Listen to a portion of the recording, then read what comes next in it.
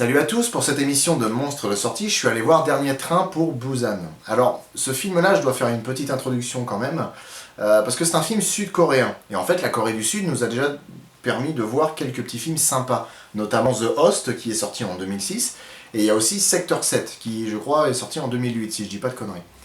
Et là où surtout ce film-là m'a vraiment intrigué, c'est qu'en fait, il est sorti il y a à peu près plus d'un mois en Corée du Sud, et en l'espace de un mois, il y a 10 millions de personnes qui sont allées le voir. Donc, la population de la Corée du Sud étant d'à peu près 50 millions de personnes, ça veut dire qu'il y a plus ou moins une personne sur 5 qui est allée voir le film. C'est comme si le film avait fait chez nous le même nombre d'entrées que Qu'est-ce qu'on a fait au bon Dieu. Donc c'est quand même énorme. Du coup, je me suis dit il faut que j'aille le voir. Et très franchement, j'ai pas été déçu. Honnêtement, le film est calqué sur les gros blockbusters américains. On retrouve plus ou moins le même genre de stéréotypes, un petit peu la même construction dans l'histoire. Mais par contre, le film arrive à trouver des idées et surtout arrive à nous présenter un petit peu les personnages et pas mal d'éléments et d'événements d'une manière assez différente en fait des Américains. Et justement, je trouve ça assez cool. Parce qu'en fait, je trouve ça dommage qu'on ne laisse que les Américains faire des films de grande ampleur. Des gros films d'action, des gros films de science-fiction. La France a essayé de temps en temps. Le problème, c'est que l'esprit français, assez critique, a du mal quand on essaye de faire quelque chose de très différent de ce que tout le monde fait. Voilà.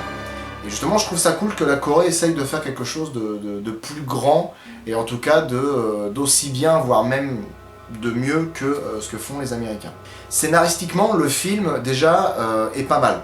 Bon, c'est World War Z dans un train. Mais justement, l'intérêt et l'intelligence du scénario, je trouve, c'est que dans un train, la menace, elle est devant ou derrière. Ou les deux. Voilà. Donc du coup, à un certain moment du film, les personnages sont obligés d'avancer. Et donc, ils sont obligés de faire face à la menace. Dans la dernière vidéo sur Instinct de survie, j'avais parlé des jumpscares. Là, pour le coup, il n'y en a pas. Il n'y a pas de jumpscare. Par contre, c'est une atmosphère qui est très très viscérale. C'est-à-dire que, en fait, c'est une atmosphère qui vous prend aux tripes pour la simple et bonne raison que vous... du coup, vous vous mettez à la place, en fait, des gens qui sont dans le train. Vous savez que c'est la merde devant vous, c'est la merde derrière vous, mais vous ne pouvez pas fuir. Le train roule à 300. Vous êtes obligé d'aller au charbon, quoi. Et c'est justement ce qui fait la force du film. Le film, honnêtement, sur pas mal d'aspects, est assez effrayant. Là où on sent vraiment que c'est World War Z dans un train, on le voit d'ailleurs dans la bande-annonce, c'est en fait les zombies qui arrivent par vagues, qui carrément s'escaladent les uns les autres et se tombent dessus comme les grosses vagues qu'on voyait dans World War Z. Et d'ailleurs, puisque je parle des zombies, je vais parler aussi du virus. Le virus, on n'en sait pas vraiment grand-chose, mais très honnêtement, on s'en fout un peu en fait. Je trouve ça bien, moi, les films qui ne répondent pas à toutes les questions. Je trouve ça plutôt bien parce que le spectateur a le droit de se poser des questions. Il faut arrêter de se dire que le spectateur est débile et que du coup il faut tout lui expliquer de A à Z parce qu'il est trop con pour faire lui-même ses propres hypothèses. Au contraire, moi je trouve ça vraiment bien. Voilà.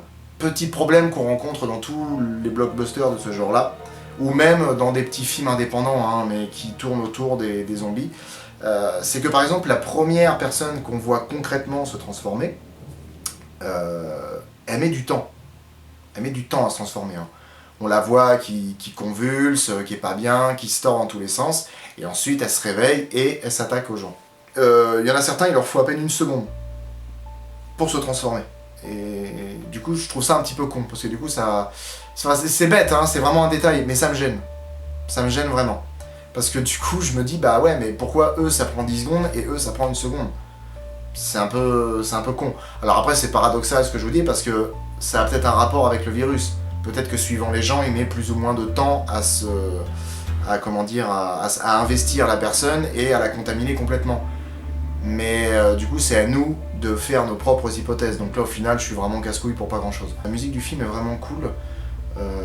Elle appuie bien les moments flippants, vraiment bien. Il y a aussi de très beaux thèmes dramatiques, surtout à la fin. Honnêtement, la musique est assez déchirante à la fin. Et ouais, très franchement, il y a une bande originale qui est vraiment de qualité.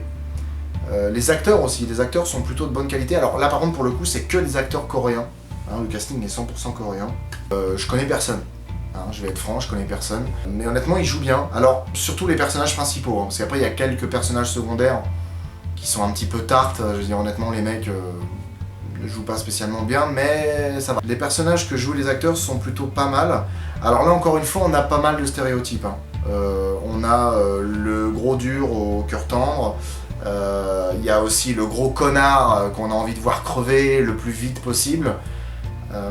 Et une grosse différence aussi avec World War Z, c'est que l'acteur qui joue le personnage principal, enfin pas l'acteur je veux dire, mais le personnage principal en lui-même, c'est l'exact opposé en fait de Brad Pitt dans World War Z. C'est-à-dire que Brad Pitt c'est un gentil père de famille, c'est un mec qui va quand même penser à sa famille, mais il va aider les autres s'il le peut.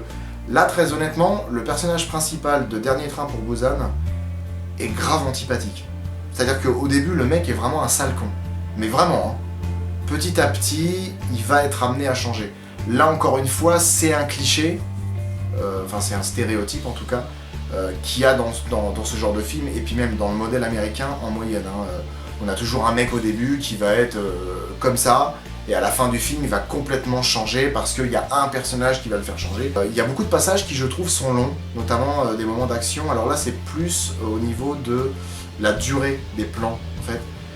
Il y a un passage, là ça va pas spoiler grand-chose, il y a un passage où en fait le héros se fait attaquer par un zombie, et un autre personnage arrive, tacle le zombie et se tire en courant. Et donc du coup, le personnage principal se retrouve libre. Et au lieu de s'enfuir en courant et d'aller rejoindre les autres, le mec regarde le zombie comme ça pendant 2 minutes. Enfin, je veux dire, là pour le coup, c'est chercher un petit peu le côté réel, le côté plausible en fait.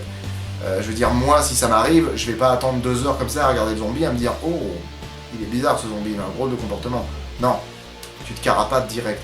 Donc là, par contre, je pense que le problème vient surtout de la durée du plan et peut-être aussi de la mise en scène.